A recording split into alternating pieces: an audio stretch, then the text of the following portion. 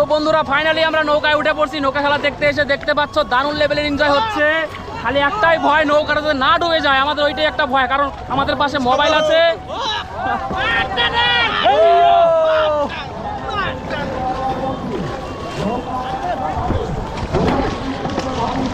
দারুণ দারুণ দারুণ, আস্তে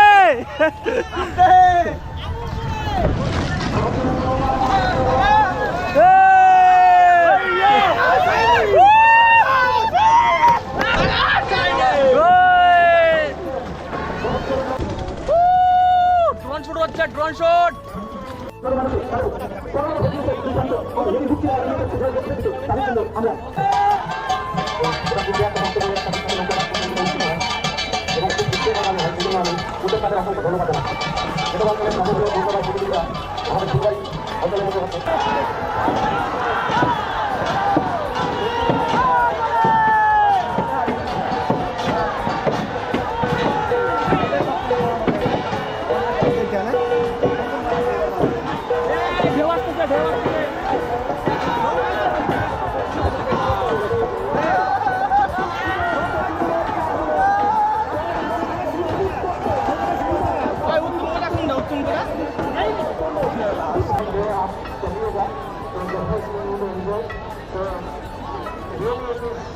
A great moment for me.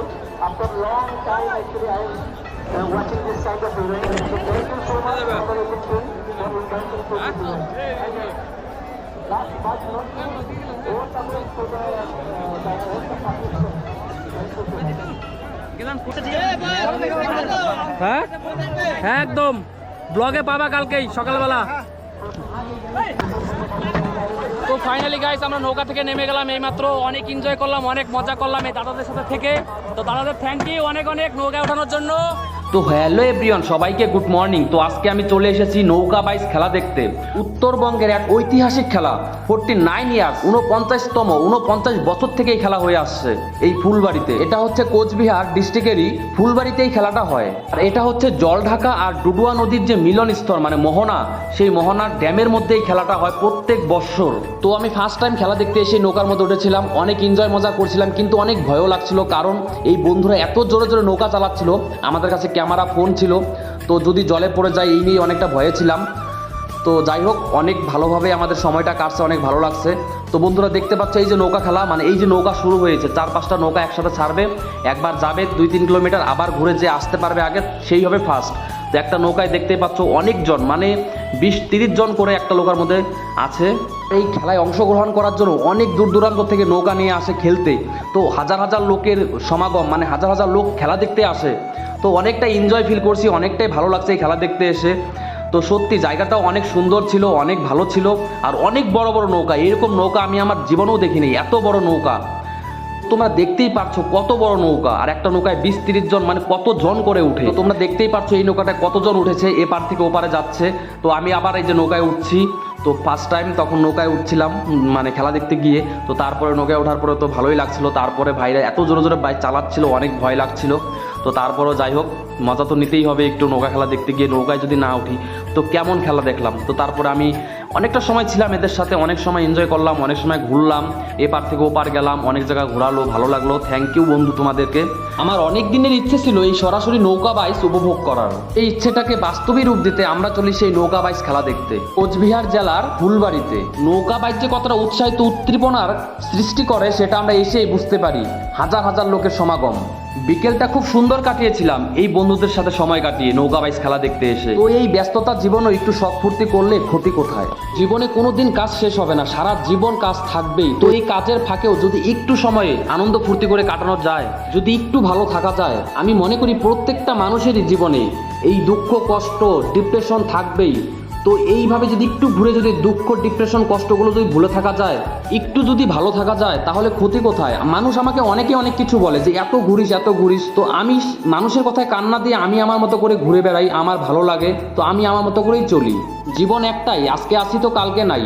তো এইভাবে কারো পিছনে কেউ না লেগে জীবনটাকে উপভোগ করো, জীবনটাকে সুন্দরভাবে কাটাও, দেখবে তোমাদেরও অনেক অনেক ভালো লাগবে। এই নৌকা বাইচ খেলা মানে এক উৎসবের আমেজ। এত পরিমাণে লোক আসে এই খেলা দেখার জন্য, মানে এপার ওপার 2টা পার এত লোকই ভিড় হয়, মানে লোকের জায়গা থাকে না এত লোকের জন্য। তো যাই হোক, আমরা তো নৌকার মধ্যে মানে অনেক মজা নিচ্ছিলাম, আর এপার ওপার লোকগুলা চিল্লাচ্ছিল, আমাদেরকে দেখে তো ভালো লাগছিল, ভালোই এনজয় হচ্ছিল। বিকেল 4টার দিকে খেলা শুরু হওয়ার কথা থাকলেও দুপুর হতে হতে এইখানে এত লোকের পরিমাণ, এত লোকের ভিড় হয়ে যায়, আস্তে আস্তে জনসংখ্যা বাড়তে থাকে। দূর দূরান্ত গ্রাম থেকে নৌকা করে মানুষ এই খেলার স্থানে আসতে থাকে। সকলে সুবিধাজনক স্থানে নিজেদের অবস্থান শক্ত করতে থাকে বাইসের বেস্ট ভিউটা পাওয়ার জন্য। এই বিলের টলটলে জলে রং বেরঙের নৌকাগুলো এক সুন্দর দৃশ্য সৃষ্টি করে। তো আমরা যখন কয়েকজন বন্ধুরা মিলে এই ছোট্ট ডিঙি নৌকা নিয়ে ঘুরে বেড়াচ্ছিলাম, তো আমাদেরও মন চাইছিল খেলায় অংশগ্রহণ করার জন্য। আর এদিকে এই নদীর টলটলে জলের মধ্যে সূর্যের আলো পড়ে এত সুন্দর লাগছিল, মানে বিকেল বেলাটা এত ভালো লাগছিল, মানে সত্যি মনটা একদম শান্তি হয়ে গেছিল এত সুন্দর ভিউ দেখে। তো বন্ধুরা দেখতেই পাচ্ছ, এই ছোট ডিঙি নৌকা নিয়ে যেভাবে চালাচ্ছিল, অনেক মজাও হচ্ছিল, অনেক ভয়ও লাগছিল, কারণ নৌকাটা অনেকটা হেলে যাচ্ছিল, হেলে যাওয়ার কারণে জলও ঢুকে যাচ্ছিল। তো যাই হোক, পরে সেরকম কিছু হয়নি। আমার মনে ভয় ছিল যে যদি একবার উল্টে যায় তো মোবাইল, ক্যামেরা, পার্স, টাকা পয়সা যা ছিল সব ভিজে যাবে, এই ভয়ে আমার কাজ শেষ হয়ে যাচ্ছিল। তো বন্ধুরা, ডুয়ার্সের এই ঐতিহ্যবাহী নৌকা বাইচ খেলাটি কোচবিহার জেলার ফুলবাড়ি গ্রামে সূর্যোদয় যুব সংঘের পক্ষ থেকে খেলার আয়োজন করা হয় প্রত্যেক বছর। আর প্রত্যেক বছর এত এত লোকের ভিড় হয়। আর অনেক অনেক থ্যাংক ইউ এই সূর্যোদয় যুব সংঘের প্রত্যেকটি মেম্বারকে, কারণ এত প্রাচীনকালের খেলা এত সুন্দরভাবে ধরে রাখার জন্য। এবছর তাদের 49তম নৌকা বাইচ প্রতিযোগিতা। এই দিন প্রায় 1 থেকে 150 নৌকা ডুয়ার্সের এই ঐতিহ্যবাহী নৌকা বাইচে অংশগ্রহণ করার জন্য আসেন। অনেক দূর দূরান্ত থেকে দর্শনার্থীরা দেখতে আসেন। তো আপনারা যারা এখনো পর্যন্ত এই নৌকা বাইচ দেখতে আসেননি, তো অবশ্যই আসবেন এই ডুয়ার্সের ঐতিহ্যবাহী নৌকা বাইচ উপভোগ করার জন্য। আশা করি অনেক মজা করতে পারবেন, অনেক ভালো একটা সময় কাটাতে পারবেন। তো প্রত্যেক বছর বাংলা তারিখ অনুযায়ী ভাদ্র মাসের 13 তারিখে এই প্রতিযোগিতাটি অনুষ্ঠিত হয়। ডুয়ার্সের ঐতিহ্যবাহী নৌকা বাইচ খেলা দেখতে চাইলে আপনারা যারা দূর দূরান্ত থেকে আসবেন, তাদেরকে আমি বলবো ফালাকাটা বা ধূপগুড়িতে এসে তারপরে ফুলবাড়িতে আসতে হবে। ফুলবাড়ির থেকে কিছু দূর এসে জলঢাকা নদী আর ডুডুয়া নদীর যে মিলনস্থল, সেই সুন্দর একটা জায়গাতেই এই খেলার প্রত্যেক বছর আয়োজন করা হয়ে থাকে। আর এই 2024 সালের ডুয়ার্সের এই ঐতিহ্যবাহী নৌকা বাইচ খেলাটি আমি আপনাদের সামনে আমার চ্যানেলের মাধ্যমে ভিডিওটি তুলে ধরলাম। তো কেমন লাগলো অবশ্যই কমেন্ট করে জানাবেন। আর অবশ্যই মনে রাখবেন, এই খেলাটি দেখতে হলে ভাদ্র মাসের 13 তারিখে আপনাকে আসতে হবে। এই 13 তারিখেই খেলাটি আয়োজন করা হয়। বছরে একবারই এই খেলার আয়োজন করা হয় বাংলা তারিখ অনুযায়ী।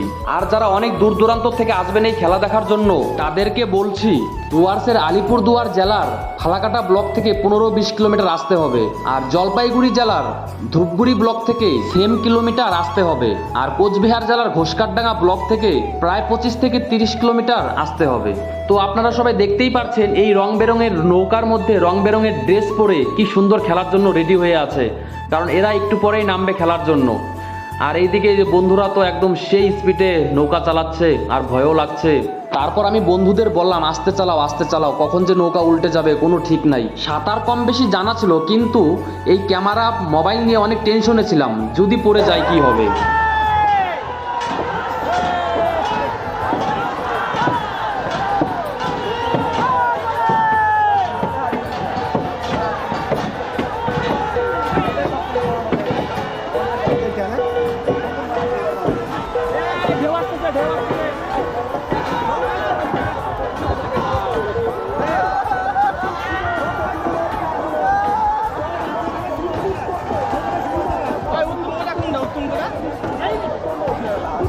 উপরে জোর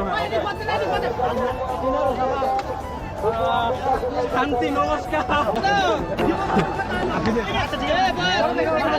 হ্যাঁ হ্যাঁ, একদম ব্লগে পাবা কালকেই সকালবেলা।